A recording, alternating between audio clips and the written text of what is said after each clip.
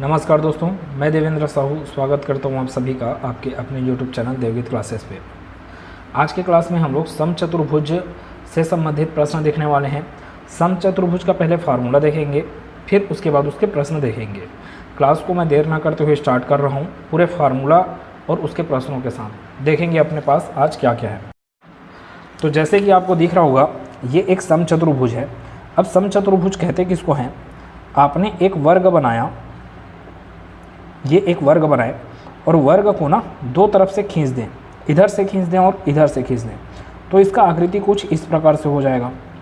ठीक है, मतलब कि पहले ये 90 डिग्री पे थे, संलग्न भुजाएं 90 डिग्री पे। अब संलग्न भुजाएं 90 डिग्री पे नहीं रहेंगे। पहले विकर्ण एक दूसरे के बराबर थे, अब विकर्ण एक दूसरे के बराबर नहीं होंगे। पहले विकर्ण, अभी के विकर्ण का, एक विकर्ण का नाम D1 तो एक विकर्ण का नाम क्या होगा D2, और दोनों का मान क्या होगा? अलग अलग होगा। ठीक है, वर्ग में क्या होता है? दोनों विकर्णों के मान सेम होते हैं, अर्थात बराबर होते हैं। भुजाएं इसमें ए है तो इसमें भी भुजाएं क्या होगा? ए। भुजा में कोई चेंजेस नहीं आने वाला है। चेंजेस किस में होगा? आपके पास विकर्ण में और कोण में। ठीक है, अब देखें अच्छे से, बात समझें। आपके पास ये हो गया एक समचतुर्भुज। अब समचतुर्भुज का एरिया निकालने का फार्मूला है यहाँ पे, समचतुर्भुज का भुजा निकालने का फार्मूला है, और उसका परिमाप आपको अलग से रटने की जरूरत नहीं। a plus a plus a plus a क्या होगा? 4a ही होगा। मेन आपका समस्या है यहाँ पे क्षेत्रफल को फार्मूला याद रखना है और आपको भुजा का फार्मूला याद रखना है। क्षेत्रफल का फार्मूला देखोगे तो 1/2 गुना दोनों विकर्णों का गुणनफल। ठीक है, 1/2 गुना दोनों विकर्णों का गुणनफल। एग्जाम में आपको लाइन देकर भी पूछा जाता है कि उसका फार्मूला क्या है, तो लाइनिंग के रूप में, मतलब कि शब्दों में क्या होगा? 1/2 गुना विकर्णों का गुणनफल। ये क्या हो गया? एरिया। अगर आपको भुजा निकालने के लिए बोलेगा तो 1/2 तो रहेगा ही रहेगा, गुना करके क्या रहेगा? विकर्णों का वर्ग का योगफल। विकर्ण का क्या करना है? वर्ग। विकर्ण का क्या करना है? वर्ग। और दोनों विकर्णों को क्या कर देना है? जोड़कर उसका वर्गमूल निकाल दोगे, फिर उसको गुना कर दोगे 1/2 के साथ, तो क्या मिल जाएगा? आपको भुजा मिल जाएगा। अब एग्ज़ाम में यहाँ पे जैसे जैसे प्रश्न बनते हैं, ऐसे ही प्रश्न बनते हैं, सेम टू सेम प्रश्न। ठीक है, डाटा आपको कुछ अलग अलग देगा, लेकिन प्रश्नों का पूछने का तरीका यही ही रहेगा। पहला प्रश्न का सॉल्यूशन करने के लिए मैं आगे बढ़ता हूँ। समचतुर्भुज की एक भुजा की लंबाई बताना है आपको, भुजा की लंबाई बताना है ना, मतलब कि ए का वैल्यू बताना है। क्षेत्रफल कितना दिया है? 24 सेंटीमीटर स्क्वायर। ए का मान कितना होता है आपके पास? Half into D1 into D2। A का मान दिया है आपको कितना? 24, बराबर कितना हो गया? 1/2 गुना D1 गुना D2। फार्मूला ही लगाया मैं यहाँ से, D1 into D2 equals to कितना हो गया? 48। ठीक है, अब और क्या दिया है प्रश्न में? इसको आप समीकरण 1 बोल सकते हो, या आगे और देखें, और इसके विकर्णों की लंबाई का योग। विकर्णों की लंबाई का योग, पहला विकर्ण D1 हो गया, दूसरा विकर्ण D2 हो गया, तो इनका योग दिया है आपको कितना? 14 सेंटीमीटर। ये हो गया समीकरण 2। समीकरण 1 में भी 2 वेरिएबल हैं, समीकरण 2 में भी 2 वेरिएबल हैं, तो दोनों को हल करके आप क्या कर सकते हो? दोनों को हल करके D1 और D2 का मान निकाल सकते हैं। अगर D1 और D2 का मान निकल लिया तो हम बता सकते हैं A का मान। ठीक है, अब इन्हीं दो समीकरणों को अपने को क्या करना पड़ेगा? हल करना पड़ेगा। हल कैसे किया जाए? देखो, इस समीकरण को देखेंगे हम लोग अगर, या एक काम कर सकते हो, यहाँ से ना पहले समीकरण D1 से D1 का मान निकाल लो, 48 डिवाइड बाई D2 हो जाएगा। ये 48 डिवाइडेड बाई D2 का वैल्यू यहाँ पे D1 के जगह में रखा जा सकता है। समीकरण 2 को ही मैं आगे बढ़ा रहा हूँ, तो D1 के जगह में मैं क्या लिख लिया? 48 डिवाइडेड बाई D2, फिर प्लस क्या है यहाँ पे? D2 इक्वल्स टू क्या चल रहा है? 14। इधर आगे सॉल्यूशन करता हूँ। D2 इंटू D2 क्या हो जाएगा? D2 square. अच्छा, प्लस करके क्या रहेगा? 48 प्लस 48। अच्छा, नीचे में जो D2 आएगा लास्ट में, वो तिर्यक गुना होगा 14 के साथ, तो बराबर के उस तरफ क्या मिल जाएगा आपको? 14 D2, और उसको मैं इस पर ले आऊँ तो वो क्या बन जाएगा? 14 D2 माइनस में इक्वल्स टू क्या हो गया 0। मैं थोड़ा शॉर्टकट कर दिया। अब ये एक वर्ग समीकरण बन गया एक्स स्क्वायर प्लस ए एक्स प्लस सी के रूप में, ठीक है। तो D2 स्क्वायर थोड़ा सा अच्छे जमा दिया जाए, D2 square minus 14 D2 plus 48 equals to 0। बीच वाली संख्या को ऐसे तोड़ना है कि उनका योग या अंतर कितना आना चाहिए -14 और उनके गुणांकों का गुणनफल कितना आना चाहिए 48। तो किस में टूटेगा 8 और 6 ना, 8 और 6 कितना होता है 14 जोड़ने से, और 8 और 6 को गुना करोगे तो कितना मिलेगा 48। अच्छा 8 और 6 कैसे चाहिए आपको, माइनस में चाहिए। तो ये D2 स्क्वायर माइनस क्या कर लो 8 D2 माइनस क्या कर लें 6 D2, तभी तो -8 और -6 कितना होगा -14, और -8 और -8 और -6 को गुना करोगे तो आपको क्या मिल जाएगा प्लस का 48 मिलेगा ही, ठीक है। अब यहाँ से आप कॉमन निकालते हो तो D2 कॉमन निकला तो अंदर में बचा एक ठोक D2 ना, ये स्क्वायर है, माइनस यहाँ पे बच गया 8। अब सेम टू सेम इधर लिखना है आपको D2 माइनस 8। अब इसके साथ क्या गुना करें कि 6 D2 आए, माइनस का 6 D2 तो -6 का गुना करना पड़ेगा, -6 -8 आपको क्या दे देगा प्लस का 48 इक्वल्स टू 0। यहाँ से आपके पास दो जोड़ा बनेगा D2 माइनस 6 और एक ठोक D2 माइनस 6 वाला जोड़ा और D2 माइनस 8 वाला जोड़ा इक्वल्स टू मिल गया 0। यहाँ से अपने को बात क्या समझ में आया, D2 माइनस 6 को 0 की इक्वल किया जा सकता है, D2 माइनस 8 को 0 के इक्वल। तो D2 का वैल्यू क्या निकलेगा, D2 का वैल्यू या तो 6, D2 का वैल्यू या तो 8। अब इस D2 के मान को आप कहीं पर भी रख दो, समीकरण 1 में या समीकरण 2 में। समीकरण 2 ज़्यादा सरल लग रहा है तो समीकरण 2 में रखूँगा अगर D2 का मान 6, तो अगर मैं 6 यहाँ पे रखा तो 6 उस पर जाएगा तो 14 माइनस 6 कितना हो जाएगा 8, मतलब कि D1 का वैल्यू कितना मिल जाएगा आपको 8। अगर D2 का मान 8 रहता तो D1 का वैल्यू कितना मिल जाता 6, मतलब एक विकर्ण 6 होगा और एक विकर्ण क्या होगा 8 होगा। अब मैं इसको मिटा रहा हूँ, मैं आपको प्रश्न का उत्तर बताना है ना कि भुजा का मान बताना है। तो अब फार्मूला कौन सा काम आएगा, ए वाला। आपको प्रश्न दिखेगा यहाँ पे 3-4 लाइन का थोड़ा सा, लेकिन उसका सॉल्यूशन इस प्रकार से लंबा चल देता है इस टॉपिक में। देखिए आगे का सॉल्यूशन, D1 का वैल्यू ए इक्वल्स टू क्या है, अपने पास भुजा का मान निकालना है ना, तो अंडर रूट। अब D1 का वैल्यू आप बोल लिए 6 और D2 का वैल्यू बोल लिए आप 8, तो 6 का वर्ग प्लस 8 का वर्ग, इसको हल करूँगा मैं, 6 का वर्ग 36 प्लस 8 का वर्ग 64, तो ये बना आपके पास under root of 36 plus 64। 36 plus 64 कितना होगा 100, और 100 का वर्गमूल होता है 10 बराबर 1/2 गुना 10, 2 पंचे 10। तो आंसर मिला अपने को 5, मतलब कि ऑप्शन नंबर डी प्रश्न का उत्तर है। अगला प्रश्न देखते हैं, जितना ज़्यादा प्रैक्टिस करेंगे उतना ज़्यादा समझ में आएगा। देखें अगला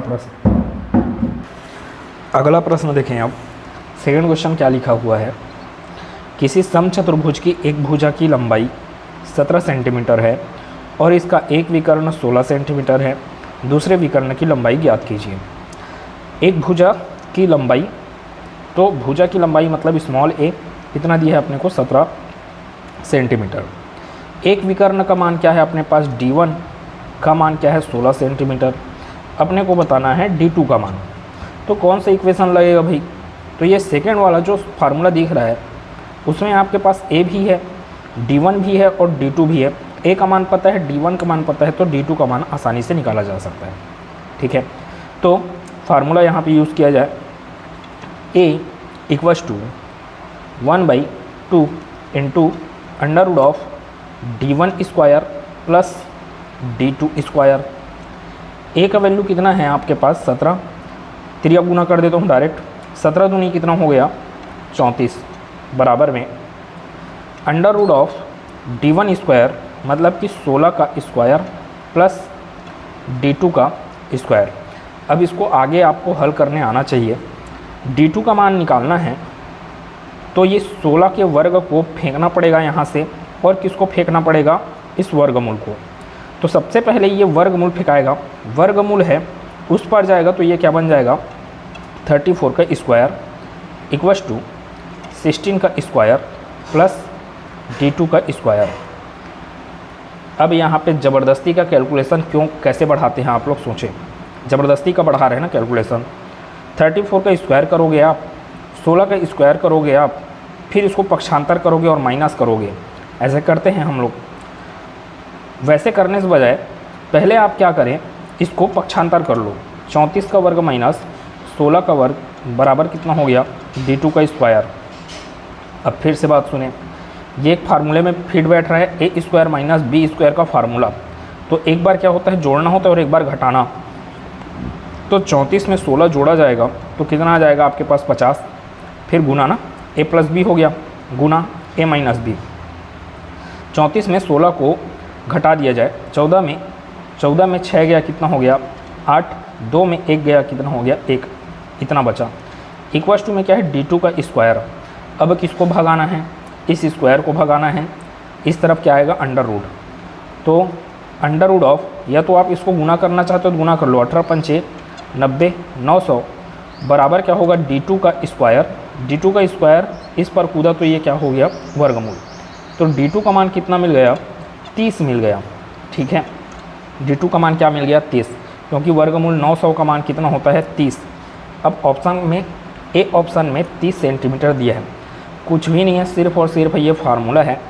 यहाँ पे अभी आपके पास कॉन्सेप्ट क्या लगने वाला है, आपको प्रश्न में डाटा दिया रहेंगे, आपको जो दिया है उसको ध्यान से नोट करना है और जो पूछा है उसको नोट करना है। अब वो निकलेगा कैसा, तो उसके लिए ये 3 फार्मूले हैं यहाँ पे। अब 3 फार्मूले ना बोल के आप सिर्फ 2 ही फार्मूला बोलो, क्योंकि ये पेरीमीटर वाला तो ऐसे ही याद होगा आपको। समस्या कहाँ पे होता है, कैपिटल ए के जगह में हम लोग स्मॉल ए वाला फार्मूला लगा देते हैं, मतलब कि स्मॉल ए बराबर 1/2 गुना d1 इंटू d2 कर देते हो, ये गलत है। आपको अच्छे से याद रखना है कि एरिया का फार्मूला में अंडर रूट वगैरह नहीं आता, लेकिन भुजा वाले फार्मूला में अंडर रूट आता है, और अंडर रूट आने के बाद d1 और d2 का गुना नहीं है, यहाँ पे d1 और d2 का गुना है, यहाँ पे d1 का स्क्वायर करने के बाद d2 का स्क्वायर करने के बाद दोनों को क्या करना है, जोड़ना है। ठीक है, आगे प्रश्न देखते हैं। थर्ड क्वेश्चन देखिए आप, तीसरा क्वेश्चन क्या बोला, एक समचतुर्भुज का परिमाप, परिमाप मतलब पेरीमीटर इक्वल्स टू क्या मिल होता है फार्मूला 4a। पेरीमीटर का वैल्यू क्या दिया है आपको 56 बराबर 4a। यहाँ से क्या निकाल के बैठा जा सकता है, a इक्वल्स टू 14 चौक 56 ना, मतलब कि 14, 4 से अगर भाग दिया जाए तो। फिर क्या बोला, और उसके विकर्णों में से एक की लंबाई, a का मान मिल चुका है, एक विकर्ण की लंबाई आपको दिया है क्या चीज़ 26 सेंटीमीटर। ठीक है, आपको बताना है दूसरे विकर्ण की लंबाई।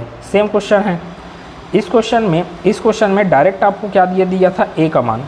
इस प्रश्न में आपको डायरेक्ट a का मान नहीं दिया, पेरीमीटर का मान दिया, उसके सहारे से आपने a का मान निकाला। ठीक है, अब फिर वही कॉन्सेप्ट लगाएं, मतलब फार्मूला वही कि a इक्वल्स टू क्या होता है 1/2 into under root of d1 square plus d2 square. देख रहे हैं क्वेश्चंस में जितना ज़्यादा हल करूँगा उतने ज़्यादा बार मेरे को क्या करना पड़ेगा, फार्मूला लिखना पड़ेगा। जितने ज़्यादा बार मैं फार्मूला लिखूँगा उतने आसानी से मेरे को क्या होगा, फार्मूला याद होगा। इसलिए प्रैक्टिस करना बहुत ज़रूरी रहता है। बैठ के आप याद करने के लिए बैठोगे ना फार्मूला, तो हो सकता है आप भूल जाओ, लेकिन बार बार बहुत सारे क्वेश्चन प्रैक्टिस करेंगे तब फार्मूला आसानी से याद हो जाएगा। अब देखें, a का वैल्यू कितना है आपके पास 14, यहाँ पे मैं रखूँगा 14 बराबर 1/2 गुना वर्गमूल d1 का मान कितना दिया 26 ना, तो ये हो गया 26 का वर्ग प्लस d2 का वर्ग। सिर्फ और सिर्फ कैलकुलेशन है।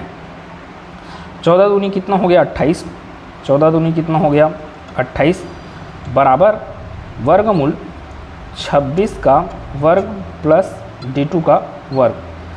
अब ये वर्गमूल हटना है यहाँ से, तो वर्गमूल हटेगा तो ये क्या बनेगा 28 का वर्ग। ठीक, अब थोड़ा सा मैं डायरेक्ट ले रहा हूँ, वर्गमूल यहाँ से हटेगा तो ये बनेगा 28 का वर्ग, 28 का वर्ग बराबर 26 का वर्ग प्लस d2 का वर्ग। तो एक लाइन एक्स्ट्रा आगे सॉल्यूशन, 28 का वर्ग पक्षांतर कर दिया मैं, माइनस 26 का वर्ग बराबर क्या हो गया आपके पास d2 का वर्ग। अब फिर वही बात, a square minus b square का फार्मूला लग रहा है यहाँ पे भी। तो 28 और 26 को क्या करना है, अपने को जोड़ना है। 26 और 26 होता है 52, 2 एक्स्ट्रा जोड़ेंगे तो 54 हो जाएगा। ठीक है, मतलब 28 और 26 कितना हो गया 54 गुना, एक बार a प्लस बी मिल गया, अब a माइनस बी, 28 में 26 गया कितना हो गया 2, बराबर यहाँ पे कितना बचा, d2 का वर्ग। या तो आप गुना कर लें या डायरेक्ट आप क्या कर सकते हैं, 54 गुना 2 का क्या हो गया ये वर्गमूल, बराबर आपका आंसर आएगा d2। अब इसको हल करें, आंसर पाएँ। यहीं पे अब थोड़ा सा समस्या पैदा होता है कि ये टूटेगा कैसे, मतलब पूर्ण वर्ग संख्या में तोड़े ना इसको। जैसे कि 9 छके 54 होता है, 9 छके 54, या फिर 18 तिया 54 होता है। तो इसको मैं तोड़ देता हूँ ना एक बार, 18 गुना 3, फिर गुना कितना है ये 2। क्या ये कोई पूर्ण वर्ग संख्या है 18? तो 18 तो पूर्ण वर्ग संख्या नहीं है, 16 वगैरह होता तो कहलाता पूर्ण वर्ग। इसको और तोड़ें, कैसे तोड़ा जा सकता है? हाँ, यहाँ पे बन गया आपके पास 2 ठो बन रहे हैं, देखो 18 और 2 को गुना कर दो ना, 18 दूनी 36, 36 रूट 3 बचा ना यहाँ पे, 36 रूट 3, 36 बाहर निकलेगा तो क्या बनेगा 6, अंदर में अटक गया कौन 3, मतलब कि 6 रूट 3 आएगा इस प्रश्न का उत्तर। ऑप्शन नंबर ए प्रश्न का उत्तर है। कुछ भी नहीं है इन प्रश्नों में, सिर्फ और सिर्फ फार्मूला है और उस फार्मूले के आधार पे आपको कैलकुलेशन करते जाना है। आगे और प्रश्नों को हल करते हैं। देखें आप चौथा प्रश्न क्या लिखा, समचतुर्भुज के विकर्ण 16 सेंटीमीटर तथा 12 सेंटीमीटर है, सेंटीमीटर में इसका परिमाप बताना है। क्या दिया है अपने को, d1 का वैल्यू दिया है कितना 16 सेंटीमीटर, d2 का वैल्यू दिया है अपने को 12 सेंटीमीटर। अपने को बताना है a का मान, परिमाप का मान ना। परिमाप का मान बताने के लिए आपको a का मान निकालना जरूरी है, p = 4a, तो a का मान निकालना जरूरी है। a का मान निकलेगा कैसे, तो ये फार्मूला दिख रहा है, a मतलब कि भुजा का मान ना। तो a = क्या होता है 1/2 गुना under root of d1 square, मतलब कि पहले विकर्ण का वर्ग प्लस दूसरे विकर्ण का वर्ग। इसको सिंपल सा हल करें, आंसर जो पाएंगे उसमें 4 का गुना कर दोगे तो आपको इस प्रश्न का सॉल्यूशन मिल जाएगा। आगे बढ़ा जाए, बराबर 1/2 गुना 16 का वर्ग। देख रहे हैं वर्ग आपका काम आने वाला है यहाँ पे। 16 का वर्ग क्या होता है 256, इसलिए आपको 1 से 30 तक का वर्ग अच्छे से याद रहना चाहिए। 12 का वर्ग क्या होगा आपके पास 144, 256 और 144 को जोड़ेंगे तो अपने को मिलेगा 400। ठीक है, 256 और 144 को मैं जोड़ूंगा तो 400 मिलेगा। 400 का वर्गमूल क्या होगा आपके पास 20, तो 2 दहम 20, 10 आपका आंसर नहीं है, ये है आपका आंसर a का मान। इसलिए आप पेरीमीटर निकालोगे p = 4 टाइम्स ऑफ a, तो ये हो जाएगा 4 गुना a का मान 10, तो 4 दहम 40 पेरीमीटर है। तो मात्रक क्या आएगा इसका सेंटीमीटर, क्योंकि विकर्ण भी किस में दिए थे सेंटीमीटर में। सिंपल सा सॉल्यूशन है, सोचना ही बस है। अगला प्रश्न, ये इस प्रश्न का आंसर हुआ सी ऑप्शन। पांचवा प्रश्न देखें, एक समचतुर्भुजाकार मैदान में आमने सामने के शीर्षों के युग्मों के मध्य दूरी कितना है 14 मीटर तथा 48 मीटर है। रुपये 20 प्रति मीटर की दर से इस मैदान की फेंसिंग का खर्च क्या होगा। एक बेहतरीन प्रश्न है ये। देखो क्या क्या समझ में आया, आमने सामने के शीर्षों के युग्मों के मध्य दूरी, तो ये हो गया शीर्ष। ठीक है, तो d1 का मान आपको दिया है 14 मीटर और d2 का मान क्या दिया है आपको 48। ठीक है, प्रश्न में ऐसे नहीं लिखा विकर्ण की लंबाई करके, उसने आपको हिंट दिया कि ये क्या है विकर्ण है। तो ये हो गया d1 का मान 14 मीटर और d2 का मान हो गया आपके पास 48 मीटर। आपको क्या करना है, इस मैदान के चारों तरफ फेंसिंग लगाना है। मैदान के चारों तरफ मतलब किसकी बात किया जा रहा है, पेरीमीटर। इस पेरीमीटर परिमाप में आपको क्या लगाना है, फेंसिंग तार लगाना है। और हर एक मीटर पे कितना खर्च आएगा उसका 20 रुपये का।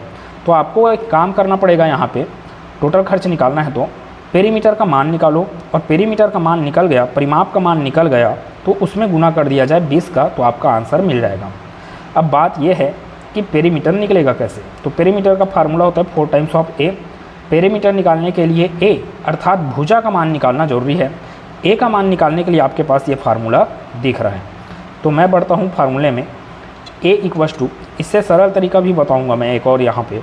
ठीक है, और कॉन्सेप्ट भी बनेगा। तो मोस्ट इंपॉर्टेंट क्वेश्चन है ये, देखते हैं। a = क्या है आपके पास 1/2 गुना d1 स्क्वायर ना, d1 स्क्वायर मतलब कि 14 का वर्ग प्लस D2 स्क्वायर मतलब कि 48 का वर्ग।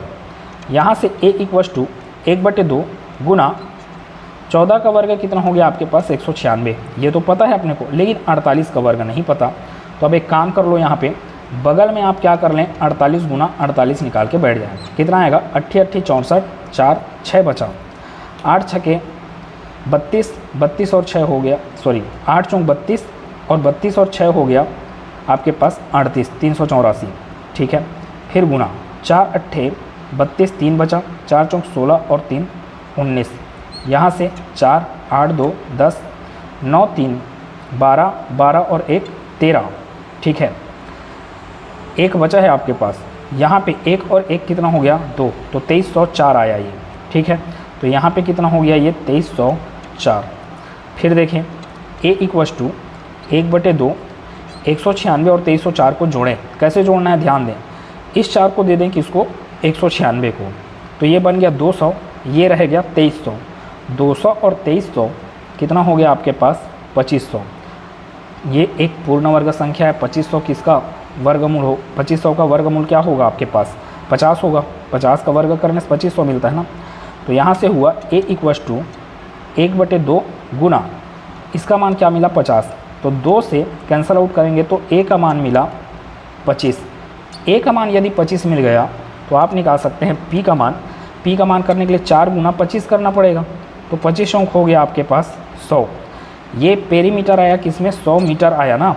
अभी खर्च नहीं हुआ है, खर्च का डाटा नहीं आया है। खर्च निकालने के लिए हर एक मीटर में अगर 20 रुपये का खर्चा हो रहा है तो 100 मीटर में 20 गुना 100 का खर्चा होगा, अर्थात 2000 रुपये का खर्चा है, ठीक है।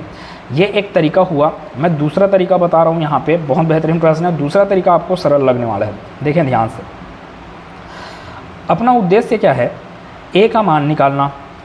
A का मान निकालने के लिए पेरीमीटर का मान निकालना जरूरी है। तो थोड़ा सा देखें, समचतुर्भुज का एक गुण कि विकर्ण आपस में एक दूसरे को काटते हैं और विकर्ण आपस में एक दूसरे को 90 डिग्री पर काटते हैं, ठीक है। एक दूसरे को 90 डिग्री पर काटते हैं, मतलब कि ये वाला कितना बनेगा यहाँ पे 90 डिग्री का कोण बनेगा, मतलब कि यह एक क्या हो जाएगा आपके पास एक समकोण त्रिभुज हो जाएगा। ये समकोण त्रिभुज या ये वाला समकोण त्रिभुज, ये वाला सभी क्या बनने वाले हैं समकोण त्रिभुज बनने वाले हैं, ठीक है। अच्छा, अब ये अगर समकोण त्रिभुज बन गया, A का मान निकालना है तो ये क्या करेगा लंब का काम करेगा, इतना क्या करेगा आधार का काम। अब फिर से एक प्रॉपर्टी, विकर्ण आपस में एक दूसरे को काटते हैं और बराबर हिस्सों में काटते हैं, ठीक है। मतलब कि D1 कितना दिया था यहाँ पे 14 मीटर, तो 7 मीटर इतना वाला होगा और ये 7 मीटर यहाँ से यहाँ तक होगा। वैसे ये टोटल कितना था 48, तो ये होगा आपका यहाँ से लेके यहाँ तक 24, यहाँ से लेके यहाँ तक 24, ठीक है। अब थोड़ा ध्यान दें, यहाँ पे बना दिया मैं क्या एक समकोण त्रिभुज, इसको उठा के बना रहा हूँ, ठीक है। समकोण त्रिभुज अगर मैं बनाया मतलब यहाँ पे बना है आपके पास 90 डिग्री, तो ये है आपके पास D1 का मान टोटल कितना था 14, 14 का आधा कितना हो जाएगा 7। D2 का मान कितना था 48, 48 का आधा हो गया 24। ये आपका लंब का काम कर लिया, ये आधार का काम कर लिया, तो ये क्या करेगा आपका कर्ण का काम, और कर्ण ही क्या है यहाँ पे A है। तो इसके सारे पाइथागोरस प्रमेय लगाएं, इसमें A का मान निकालें। तो अगर मैं यहाँ पे पाइथागोरस प्रमेय लगाऊँ तो क्या होगा A square equals to 7 square plus 24 square, ठीक है। कर्ण का वर्ग बराबर लंब का वर्ग प्लस आधार का वर्ग, तो यहाँ से A स्क्वायर बराबर 49 प्लस 24 का वर्ग ना, आपको याद रहना चाहिए बोला मैं। ये कितना होगा आपके पास 576, ठीक है, 1 से 30 तक का वर्ग। यहाँ से A स्क्वायर का मान कितना हो गया 9 और 6 कितना हो गया 15, कितना बच गया आपके पास 1 बच गया। 7 और 4 11, 11 और 1 कितना हो गया 12, फिर 1 बचा, 5 और 1 कितना हो गया 6, तो A स्क्वायर बराबर 625, तो A बराबर कितना आ जाएगा 25, वर्गमूल 625 का मान 25, तो निकल तो गया A का मान।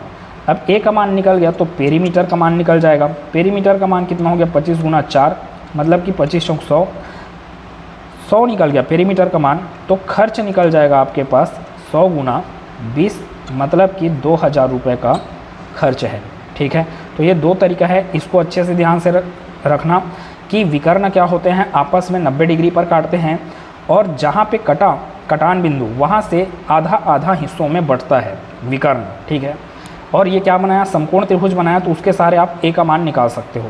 अच्छा, मैं सिर्फ इस क्वेश्चन में इसको लागू कर सकता हूँ ऐसा नहीं, इसके पहले भी मैं जहाँ पे ए निकाला वहाँ पर भी इन नियमों को लागू किया जा सकता है। यदि आपको D1 और D2 का मान दिया है तो D1 का आधा कर दें, D2 का आधा कर दें, और फिर आप क्या लगा सकते हो, ए का मान निकालने के लिए समकोण त्रिभुज लगा सकते हो, ठीक है। आगे का प्रश्न देखते हैं। समचतुर्भुज के टॉपिक का ये लास्ट प्रश्न, एक समचतुर्भुज की एक भुजा कितना है, 37 सेंटीमीटर, मतलब कि ए का मान दिया कितना, 37 सेंटीमीटर। फिर बोला क्षेत्रफल, बोला ना एरिया का मान कितना है, 840 वर्ग सेंटीमीटर। आपको बताना है विकर्णों की लंबाइयों का योग, मतलब कि D1 प्लस D2 का मान मेरे को बताना है। तो D1 का मान पता रहना चाहिए, D2 का मान पता रहना चाहिए, तभी तो निकलेगा अपने पास, ठीक है। अब देखो, मैं आपको यहाँ पे बताया था कि D1 का मान पता हो, D2 का मान पता हो तो आधा आधा कर दो, लेकिन अभी पता ही नहीं है। तो ए का मान, तो ए के लिए फार्मूला किसको लगा के बैठो, इसी को लगा के बैठो, ये वाला। दो इक्वेशन बनने वाले हैं ना, a equals to half into D1 square plus D2 square होता है। तो इसको थोड़ा डायरेक्ट 2 को इधर गुना कर दिया, 2a equals to under root of D1 square plus D2 square. अब और देखें, वर्गमूल को इस पर फेंकेंगे तो ये बन जाएगा 4a स्क्वायर ना, 4a square equals to D1 square plus D2 square. और क्या किया जा सकता है, अभी यहाँ से a का मान आप रख सकते हो यहाँ पे 37 का वर्ग आपको अलग से निकाल के बैठना पड़ेगा, ठीक है। एक बार लिख देता हूँ मैं, 4 into 37 square equals to D1 square plus D2 square. मेरे को एक काम करना पड़ेगा, यहाँ पे 37 का वर्ग निकालना पड़ेगा, ठीक है। तो 37 49, 4 बचा, 7 या 21, 4 25 गुना, या मतलब क्रॉस 3 7 37 3 आपका 111 होता है, ठीक है, ठीक। 9 5 1 6 2 और 1 3, यहाँ पे आ गया 1, 1369। मतलब कि 37 का वर्ग कितना होगा, 1369, और इसके साथ अगर मैं 4 का गुना कर दूँ, ये 4 और, ठीक है। तो 4 नियम 36, 4 छके 24, 24 3 हो गया 27, 4 या 12 2 14, 4 एकम 4 1 5, तो 5 4 7 6 बराबर हुआ D1 square plus D2 square. ये एक इक्वेशन बना है अभी, ठीक है। अब ऐसी इक्वेशन किससे बन सकता है, आपका ए के फार्मूले से। ए का फार्मूला क्या होता है आपके पास, हाफ इंटू D1 D2, तो half into D1 into D2। A का मान कितना दिया, 840, 840 यहाँ पे रखूँगा, 2 को गुना करूँगा उसके साथ, तो 2 शून्य 0, 2 चौक 8, 2 अट्ठे 16, मतलब कि 1680 आएगा ये तिरिया गुना होके, equals to D1 into D2, ठीक है। इतना बात। अब आपको 2 इक्वेशन है यहाँ पे, और ये 2 इक्वेशन के सहारे, 2 इक्वेशन है, 2 अननोन राशि हैं, तो आपको इन 2 इक्वेशन के सहारे D1 और D2 का मान निकालना पड़ेगा, ठीक है। अब निकालने के लिए कैसे किया जाए, अगर मैं अलग से ऐसे कर लूँ, D1 प्लस D2, ठीक है, इसका वर्ग, तो इसका फार्मूला क्या बनेगा आपके पास, D1 square plus D2 square plus 2 times of D1 D2, यही तो बनेगा फार्मूला, ठीक है।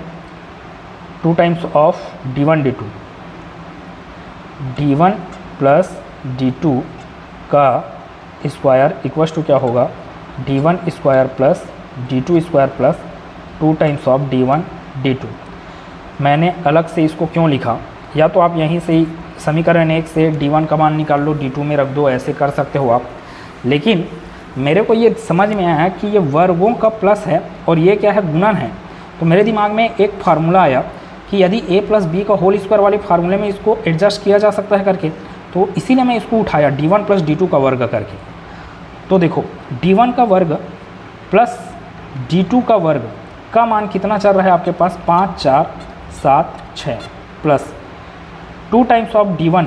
अच्छा, D1 D2 का मान है, D1 इंटू D2 का मान 1680, तो 2 गुना 1680, ठीक है। इतनी बात। फिर आगे 5 4 7 6 प्लस 1680 के साथ 2 का गुना किया जाए, 2 शून्य 0, 2 अट्ठे 16 का 6 हासिल 1, 16 दूनी 32 और 1 33।